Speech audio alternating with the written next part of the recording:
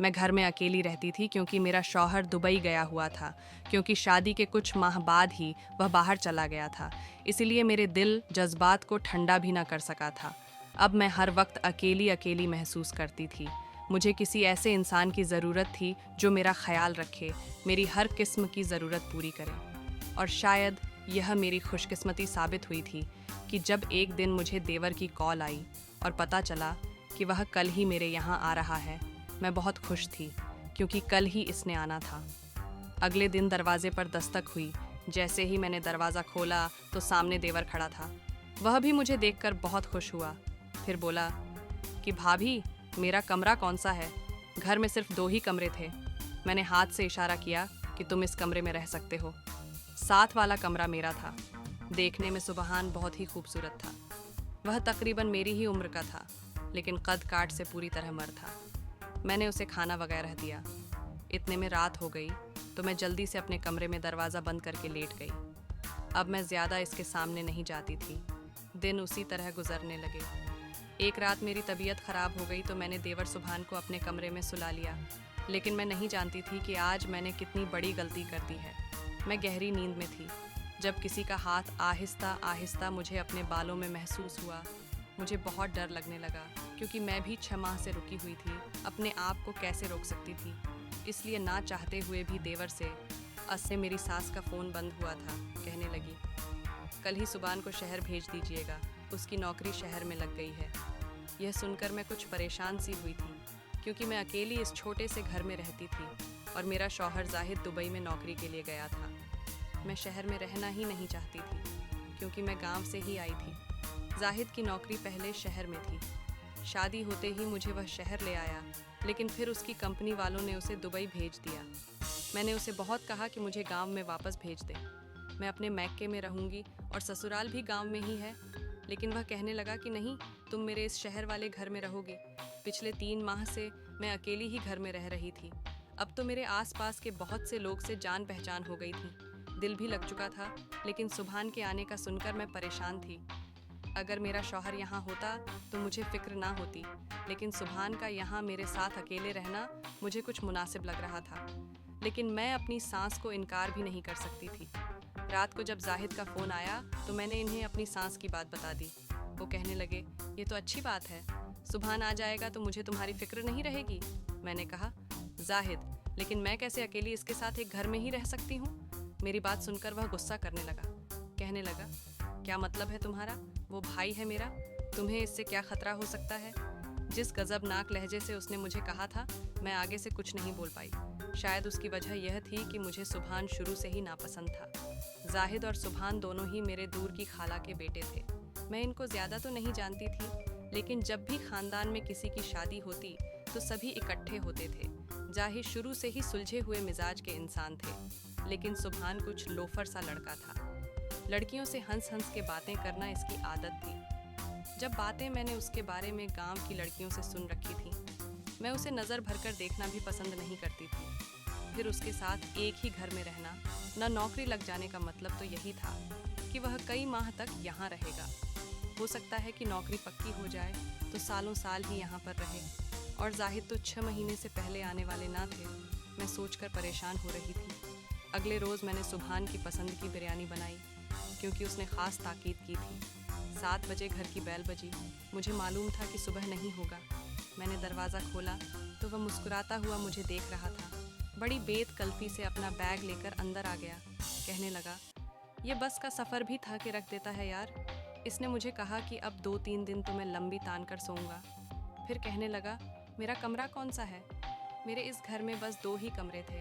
मैंने दूसरे कमरे की तरफ इशारा कर दिया। उस कमरे में ज़्यादा फर्नीचर ना था, उसे मैंने ड्राइंग रूम के द्वार पर सेट किया था। उसने एक नज़र कमरे का जायज़ा लिया। कहने लगा, मैं यहाँ नहीं रह सकता, ऐसा करो तुम यहाँ पर सो जाना, मुझे तो बेड पर ही नींद आती है। ये कहकर वो बड़े कमरे से मेरे कमरे में चला गया। मैं उसे हैरत से देखती रह गई।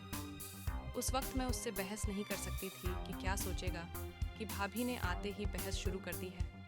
वो मेरा हम उम्र था, लेकिन देखने में अपने कद काट की बदौलत मुझसे बड़ा ही लगता था। मैंने खाना गर्म किया, तब तक वह नहा धोकर आ गया, बिरयानी देखकर खुश। भी हो गया, कहने लगा। बहुत जायका है तुम्हारे हाथ में तो। खैर पहली दफ़ा ही खा रहा हूँ, क्योंकि शादी के फौरी बाद तो मैं शहर आ गई थी। ये कहने के बाद कहने लगा, तुम्हारे लिए तोहफ़ा लाया हूँ, चलो आओ तुम्हें दिखाता हूँ। बड़ी बेकल्फ़ी से इसने मेरा हाथ पकड़ा और मुझे कमरे में ले गया। मैंने गुस्से से कहा, मेरा हाथ छोड़ो। कहने लगा, पहले तुम्हें मोहल्ला तो दिखा दूँ। फिर इसने एक मुझे फैंसी सूट दिया। कहने लगा, ये तुम्हारे लिए लाया हूँ। मैंने वो रख लिया, लेकिन जिस किस्म का वो लड़का था, मैंने यही सोचा कि मुझे इससे दूर ही रहना चाहिए। लेकिन मैं नहीं जानती थी कि मैंने अपनी ज़िंदगी को किस अजाब में मुब्तला कर लिया है। रात को सुबहान मेरे कमरे में ही सोया था और मुझे ही ड्राइंग रूम के सोफ़े पर लेटना पड़ा। मैंने सोचा तो यही था कि अगले रोज़ उसे कह दूंगी कि मुझे मेरे कमरे की आदत है। अगर उसे मुश्किल है तो वह सोफ़े लाउंज में रखकर ड्राइंग रूम को ही बेडरूम बना ले। न जाने उसने कब तक रहना था, लेकिन सुबह जब मैं उठकर बाहर आई तो वह जा चुका था। लेकिन दोपहर के वक्त हड़बड़ाया हुआ घर में दाखिल हुआ। कहने लगा, मेरी नौकरी पक्की हो गई है, कल से जवाइन कर लूँगा। यह कहकर बड़े अजीब अंदाज से लाउंज में चला गया और सामने रखी टेबल पर उसने अपने पाँव रख दिए। कहने लगा, उफ, थक गया हूँ, मुझे एक कप चाय बना दो। मैंने उसे चाय बनाकर दे दी और कहा कि मुझे मेरे कमरे की आदत है, इसलिए वो ड्राइंग रूम को अपना कमरा बनाए। लेकिन मैं नहीं जानती थी कि मेरी इस बात के इस तरह भी जवाब दे सकता है। कहने लगा कि अगर तुम चाहो तो हम एक ही कमरे में एडजस्ट कर सकते हैं। ये सुनकर मेरा तो दिमाग खुल गया था। मैंने गुस्से से उसे देखा और हंसने लगा। कहने लगा, मजाक कर रहा था। मैं उठकर रसोई में जाने लगी तो मुझे कहने लगा, वैसे तुम गुस्से में भी बहुत खूबसूरत लगती हो। मैं जानती थी कि वो इस किस्म की बातों का आदी है। चाहे सामने वाला इसके ऐसी बातों से तंग ही क्यों ना हो, वह बाज नहीं आता था। मैं रात का खाना बना रही थी और वह भी लाउंज में बैठा टीवी देख रहा था। लेकिन जिस किस्म की वो इंग्लिश मूवी देख रहा था, सारी आवाज़ें मुझे रसोई के अंदर सुनाई दे रही थीं, उसकी वाहियाती और बेहूदगी। पर मेरा जी चाहा कि उसे खड़ी खड़ी सुना दूं कि उसे तमीज़ नहीं है कि घर में एक भाभी भी मौजूद है। रात का खाना बनाकर ही मैं अपने कमरे में चली गई। कमरे का हश्र देखा तो उसे पीटने का दिल चाहा। पूरे कमरे में उसके कपड़े बिखरे पड़े थे, कहीं कपड़े, कहीं जूते, कहीं मोजे। मैं जितनी नफासत पसंद थी, वो इतना ही बेतरतीब किस्म का इंसान था। मैंने उसके सारे कपड़े उठाए, डब्बे में डाले और उसका हैंग बंद किया और लाउंज में रख दिया। अगले ही रोज़ उसने कमरे में बेड लाकर रख दिया।